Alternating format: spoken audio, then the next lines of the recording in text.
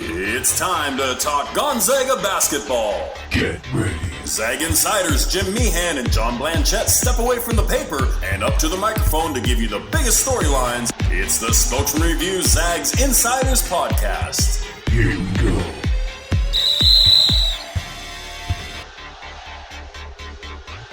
Hello and welcome to the Zags Basketball Insiders podcast, first edition of this year. But not the first time we've all been together. The band is back together in some form here with myself, Jim Meehan, Spokesman-Review beat writer for the Gonzaga Bulldogs since 2007. My first game was Austin Day going for a double-double against Montana. Austin's now 33. That does not make me feel any younger. John Blanchett, longtime Spokesman-Review columnist, first game he covered of the Zags for our paper, 1981. John, I imagine you feel in the same boat as I do on the age thing, right? Oh, no, I'm frisky young, you know. Oh, there you go. And we are joined by Richard Fox, the former Zag postman that has turned analyst for Gonzaga games televised regionally and locally on KHQ, SWX, Root. Did I miss any initials there, Richard? Did we cover No, them? you're good. You're good. I think you've got my portfolio covered there. Well, we've yapped about the Zags in some form since the old Gonzaga roundtable days on the radio. That's right. That's right. That goes back a long time. John and I also did Gonzaga pregame radio. And then we got back together for the Zags run last year to the national championship game for the Zags Basketball Insiders podcast. So we're going to be doing this every Monday, maybe a couple times a week if things work out in March when March Madness begins. But we got a lot of ground with you for about 25 minutes as our guest. But if we go a little earlier, a little sooner or later, that'll work out too. So let's start out with this. One game week last week, San Francisco came to the Kennel. A pretty good San Francisco team. I was very impressed with that backcourt. Jamari Bouye, Khalil Shabazz, and then the big man who transferred in from San Diego, Masalski, really gave him a presence inside. And they gave Gonzaga some issues out of the gate, took an 11-point lead. Richard, what did you see in that game, and how did the Zags come back from that early deficit? I mean, I thought USF, first off, they're really well coached. I since Todd's been there, it's been remarkable what he's been able to do. And then you look at, I thought defensively they did a nice job changing things up, man-to-man zone.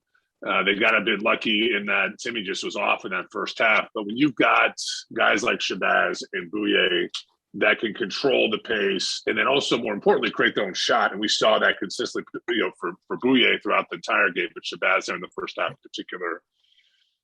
And they put Gonzaga in tough spots. Their bigs especially, a ton of pick and roll, high pick and roll, making Timmy in particular, but Holmgren as well, move their feet, and try to create those mismatches. And then they were able to throw it inside, particularly in the first half. I think get some easy looks inside from their bigs.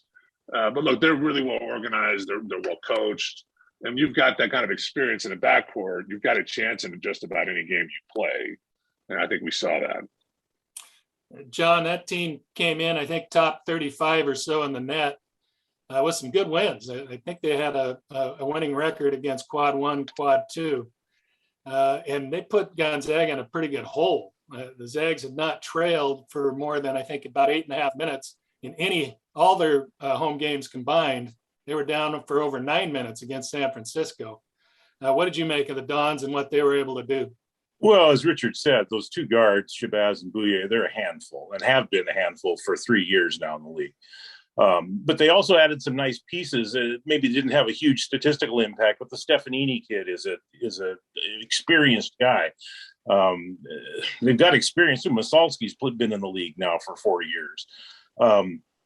And they match up pretty well with Gonzaga, I thought, especially with Masalski on Timmy. I mean, a lot of Timmy's problems, I think, originated with a big, strong body on him, like Masalski. And I think you noticed that that game changed after Gonzaga got it back to even, and it was very close at halftime. I think a 3-point game at halftime. that was a tie game early in the second half, and then things changed. Shabazz got his fourth foul, went out of the game for 8 minutes or more, 7 minutes, and it was a 4-point game when he left and a 14-point game when he came back. And finally, when Masalski got his fourth, I think with about 9 minutes to go, I think only played 1 minute after that. And Timmy gets 12, 14 points down the stretch. So, you know, when they meet again in San Francisco, it'll be very interesting. Just because I just think, you know, they've got a notion that they can match up with Gonzaga, whether the resumes say that or not. I think they believe it. Yeah, I do too. It starts with their head coach. He firmly believes, said it after the game, that in the right circumstances and the right way to play, that they've got a chance to beat Gonzaga, which they might need to. They could use a resume builder to kind of clinch their resume for the tournament. Quick thoughts on this week. It's 2-game week. Zags entertain Loyola Marymount and Portland. Probably not the biggest names on the home schedule, obviously. Loyola has not done what I expected of Loyola. I thought they were going to be in the hunt for the top 3. I turned on their game the other day. They were down 30 to St. Mary's. Just hasn't come together for Loyola yet. John, what's going on down there? Well, you know, from what I can tell, just from afar, you know, he brought in some extra pieces to go with guys that came back. One of them was Cam Shelton, the guard from Northern Arizona, and I think he had such great numbers in the Big Sky Conference. I think people expected him to be a real difference maker, and while he's a double-figure scorer, he hasn't changed things for the better down there. I don't know whether it's a ball sharing issue or just tough chemistry problems. But you're right; they have not done what they probably should have, given the guys that they had back and the kind of the talent they had on the roster. They're still dangerous. I mean, you've got outside shooters like Quintana, who can, if they get hot, can make a real difference. But yeah, they just don't have it together right now, and they're probably not catching Gonzaga at a very good time for them. No, and they have another super senior in Eli Scott that's been all league several times, a very versatile player.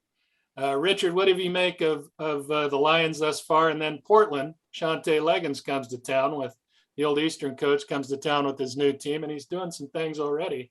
I think the Pilots are going to be back on the rise here. Yeah, I mean, look, for LMU, I think they're last in the league in 3-point shooting and rebounding. That's not helpful. You're playing in anybody, let alone GU. So, you know, Scott has been one of those guys in the league that has had a real impact, despite the fact he hasn't been on winning teams. I think there's a lot of respect for him in the conference. And you know, this staff is going to talk a lot about him because he can put you in some difficult situations given his skill level. And even though he's only 6'6" or so, he's a strong-bodied kid and he's been in the league for a long time. But I just don't think they shoot it well enough to really give Gonzaga problems. And yeah, I'm with you. I think Leggins has done a good job. They've got a little bit of that makeup of USF. They don't have the depth or maybe quite the balance that the Dons do. But you know, Chris Austin, the Fordham transfer has been really good for them, and he's brought in some of his own guys from Eastern who've been. You know, Tyler Robertson's done a really good job. So. You know, I don't think any of us expected to be a challenging couple games for GU, but these are the games that seem to get the staff most wound up. So I suspect by the time we get to tip off, these teams will have Gonzaga's attention. Well, let's shift gears to the AP poll that came out this morning. Not a big shocker from this end that Gonzaga slipped from number 1 to number 2. Even though they beat the top 35 net team by 16 points at home. They were passed by the Auburn Tigers, first time in school history for Auburn to be at number 1, and a very good team. I caught a lot of their game against Kentucky. They are a handful. So, but we'll see what happens in the SEC. Just like Baylor in the Big 12, it's tough to go through unscathed. So that number 1 spot may bounce around a little bit. And I think Arizona with Tommy Lloyd, especially with this game with UCLA coming up, they're going to make a run at that top spot if they keep winning. But any surprise from your end, John, that the Zags are number 2 instead of number 1 this time around? Well, it's no surprise, but I tell you what, there's statistical anomalies going on. This is the second time in 3 years the Zags have been bumped from number one without losing a game. And that's really, in the previous 25 years, the AP poll, that was unprecedented after the first week. Never happened. I mean, there were a couple of times that, from the preseason poll to the first regular season poll, number one changed, but that was because of impressive victories and no one had anything on the board yet. Yeah. But I think, you saw it last week with the disparity in first place votes and there were a few voters that just hadn't bought Auburn yet, and maybe the victory over Kentucky was enough to do it, or maybe they just got guilted into it when somebody saw that they'd voted them fifth or ninth or whatever. Twitter wars. Yeah, exactly. There's no secret ballot in the AP poll, and so that kind of pressure can come to bear. But I mean, come on, let's face it, Auburn's really good. I mean, they're really, really good. They've got depth. They've got a great inside combo in Jabari Smith and Walker Kessler. I mean, they're a really, really good team. Very deserving of number one. Yeah, Richard, Zags at number two. They might even use this as motivation in some form or fashion that they're not number one. But any surprise? Have you watched Auburn, and what did you make of them if you did? Yeah, I've watched them a few times. I've watched Arizona a lot, obviously with the Tommy Boyd connection. And no, I mean, it's not surprising. Look, this is the WCC, as good as it's been this year for a lot of folks. It's not the SEC and it's not the Big 12, and Auburn and Baylor and those types of programs are going to get more of a benefit of the doubt as we move through conference play. And Gonzaga's, despite their dominance, and to your point earlier, beating the Dons, who are a good team, by 16 at home doesn't give you a whole lot of lift. It's really, but I can't imagine they're all that concerned about it. I mean, certainly you want to stay there, but it's really about what's the seed in front of your name come March. And I think that's an interesting story to follow as we move through the year. If Arizona doesn't stumble in conference play and Gonzaga doesn't either, who gets that number one seed in the West? That'll be really an interesting story. That is going to be the carrot at the end of the season for one of those teams. And I saw Arizona, man, they are very talented, play a lot like the Zags, get out and go. They can shoot it. They share it. That is a fine team. So we'll see. I saw something. They're the biggest team in the country. Yeah, they are. Yeah, and they've got a lot of the same mix of player types as Gonzaga's had the last few years. I'm hoping for a 1-2 seed situation. That'd be a fun game to watch. I'm hoping for a makeup game here of a reschedule. Yeah, COVID cancellation, and let's meet and get it done. I'd love to see that game. The big news over the weekend for Gonzaga and the program, the Zags legend, John Stockton, NBA legend, his tickets were suspended by the school for failing to comply with the mask mandate at home games. Obviously drew a ton of attention nationally. John spoke with our Theo Lawson for the article, kind of spelled out his reasons for why he doesn't wear a mask and his opinions on the vaccines and COVID in general. It obviously not the situation Gonzaga wanted to be in the news for, but I think one that kind of came to a head because in the last few weeks, the Zags have really been trying to get the student section to wear masks, everybody in the arena to wear masks. And John, as far as I've been told, you have to wear a mask to get in. You have to show either the vaccination card or a negative test 72 hours within the game. So I'm assuming that happened. But when he got into his seats near courtside, he did not wear the mask. And so that probably brought on a lot of kickback to Gonzaga administrators. And finally, the move was made to suspend his tickets.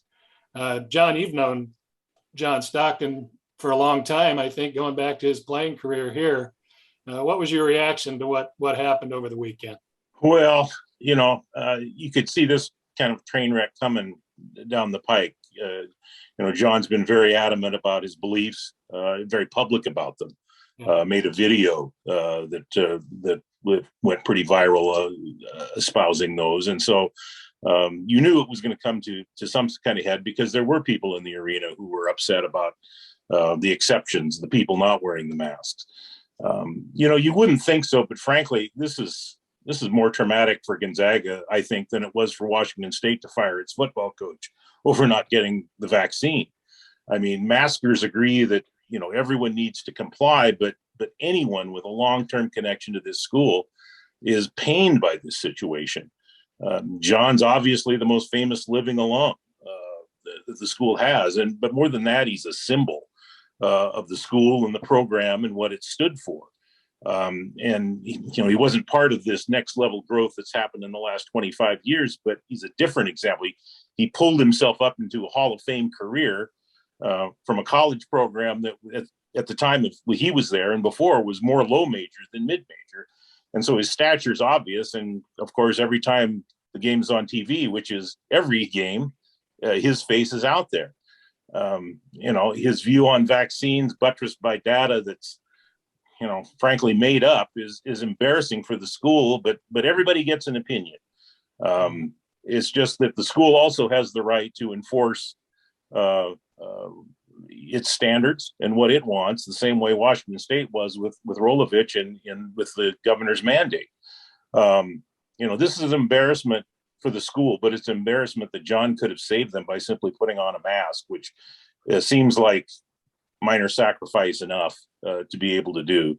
I guess the hopeful sign is that, at least in his remarks to Theo, he didn't go scorched earth. In fact, far from it. He said there was room for reconciliation and later on down the line, and so at least this doesn't seem to be a permanent rift. But at the time, it's a traumatic one. Yeah, I mean, a couple of things. You're right. Everyone has their opinion and right to their opinion, and respect to John for sticking with his beliefs, whether you believe him or not, or what he's saying. He has that right, but the school does have the right to enforce the mandate. Now, I can't imagine how tough that decision was for school administrators to come to it, but to their credit, they did and stuck to the policy. Richard, your reaction on this? Yeah, I'll echo what John said. It's the first word that came to my mind was disappointing, but hearing John speak, I think sad is appropriate as well, just given what Stockton has meant to this community as a whole, but obviously the university. I guess what I would say is I credit Chris Staniford, his team, and the university in a big way. I think the situation required some leadership, and I think they showed that. And I think I'm certain Chris is very happy to have the job he has right now, but he has had a difficult start to this role. And I think on balance, he's done a good job threading the needle with a couple difficult situations. And so I commend what they did. They took the health and safety of not only their folks, but the community that comes to support GU. They took that and made that the first priority. And I can't imagine that was an easy conversation with John, but it was one that had to be had, and I credit them for making that choice. Yeah, well said by both of you guys. Well, let's move on. A lot of chatter this year about 4 WCC teams getting into the NCAA tournament. That would be unprecedented. I've covered the league when 3 made it. That took an upset. I believe San Diego winning in the conference tournament to snag a bid. 4 teams, and that comes down to the net rankings in some degree, and that's where the WCC has some strength. Not usually their path for tournament bids, but it is this year. Zags, I think, are number 2 in the net. BYU is in the top 25. I think St. Mary's is in the top 25 or right on the cusp of it. And then you've got San Francisco at 35. I'm still not convinced there will be 4 WCC teams on Selection Sunday. a couple of them are in that 10-11 range in the seeding, which play in game, last four in, last four buys, first four outs. They're right on that border. And a bad loss here or there could really change things. I see three making it. And my guess is BYU and Gonzaga are the safest. And I think it'll come down to San Francisco, St. Mary's, kind of in a elimination 2-game series, or whoever wins that or gets some other big win along the way is going to be the one that makes it. And the other might be going to the NIT. John, let's start with you. How do you see the four bid WCC playing out? Is it possible? It's possible, but you're going to have a perfect storm here. And when I say perfect storm, I mean none of these teams, well, with the exception of Gonzaga, but especially, as you mentioned, USF and St. Mary's, you can't lose to a team that's below them in the standings. That will be seen as a bad loss. I mean, Santa Clara may be a little different. Santa Clara's got some run here in the net, but the teams below that, the lower half of the league, those teams can't take USF, St. Mary's can't take an upset. They just can't. Because that's what's going to come down to. People are going to start looking at bad losses, and those are going to be considered bad losses. I still think it's doable, but they're also carving each other up a little bit, and that's not going to help the overall record. I don't know. San Francisco, I keep looking at that win they have over Davidson. That's a big one for them in their resume, and having those. And I can't even remember exactly. I keep trying to think of St. Mary's real good wins. I guess they did beat Notre Dame, and they beat Oregon when Oregon was really struggling. Oregon's going to be a good win for them because Oregon's really playing great right now. Same thing with BYU. BYU got them big, early on. So that's going to be big, I think, as things move on. I still think it's doable, but can't slip. Those two Bay Area teams can't slip. Yeah. Richard, we got projections of 4 teams. How does that play out? I'd be shocked, to be honest with you, if they got all 4. I mean, John's absolutely right. These teams cannot have a bad loss. You can't go into Pepperdine on a Thursday and have an off night and lose. That's the end of it, other than beating GU down the stretch. I mean, the benefit San Francisco and St. Mary's have is that final weekend of the year, they play GU on their home floor. So you've got that game, either if you do slip and you need to get that win, or if you've run through the table as best you can, beating the bottom half of the league, you've got an opportunity to maybe seal your case on your home floor. So, but, we've not seen it before. I'm with you, Jim. I think BYU, unless something dramatic happens, is going to be in the tournament. And of the 2 teams, USF and St. Mary's, I think USF is best positioned to finally get through and get to the tournament. I mean, just watching them the other night, they clearly look like an NCAA tournament team. Yeah, I like their pieces a lot. I think they're on their way. The big games left on Gonzaga's schedule, the most challenging ones are going to be those road games at those 3 schools. BYU with 19,000, USF, and that. I love that old gym. It's as famous as college basketball gets. And then St. Mary's, they get a little wound up when the Zags show up down in Moraga. So those 3 will be huge the rest of the way for Gonzaga and those opponents. We'll move on to the Zags. Kind of want to discuss Chet Holmgren, Drew Timme. So much hype around the front court preseason, with Chet being the #1 recruit in the nation, Drew being the favorite for player of the year on most of the media outlets and their projections. And I think, in my opinion, I think they've coexisted very well. I think their games complement each other fairly well, match up pretty well, with Chet having that ability to stretch it with the 3 ball and then come off his defender as the secondary guy and be just a shot blocker presence at the rim. Drew doing what he does. There's no better low post guy in the country. Even last year, it was kind of him and Frank Garza, or Luca Garza. Frank Garza played at Idaho, his dad. But Luka really worked inside and then added a 3-point shot. Drew is on occasion hit threes, but really in the paint. No one more effective.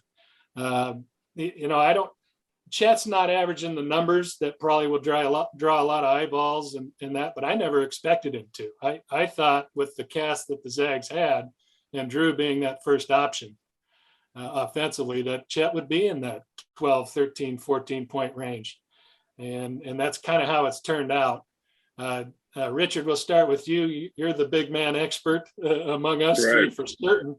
And those are two of the best big men in the country. How has that pairing worked out for Gonzaga? Well, I don't think you can find another duo that's as good offensively as the two of them. We had a lot of their games early in the year, and I thought initially out of the gates it was a little awkward. That's part of that. Even though Holmgren came out, that first game against Dixie State was unbelievable.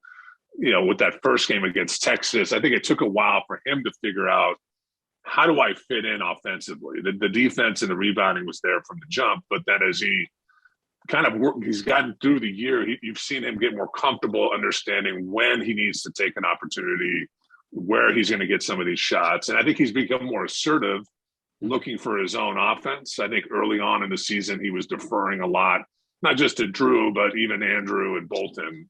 So I think he's found his footing offensively, but combined, they're shooting over nearly 71% inside the arc in conference play. On the year, they're not that far off from that figure either.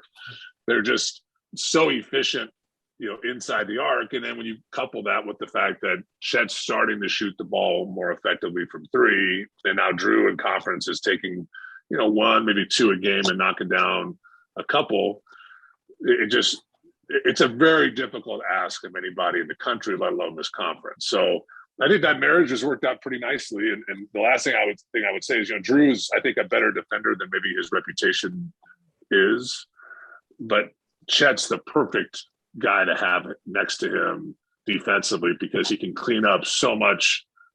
Drew gets beat, or if he's got foul trouble, you can put him on the best player, and then he cleans up so much on that dribble penetration that he's really giving Gonzaga, in my mind anyway, a dynamic defensively that they just haven't had. And they've had some great shot blockers, I think, of Karnowski and Collins in particular, but Brandon Clark and Austin Day back in the day, I think he's different even among those guys.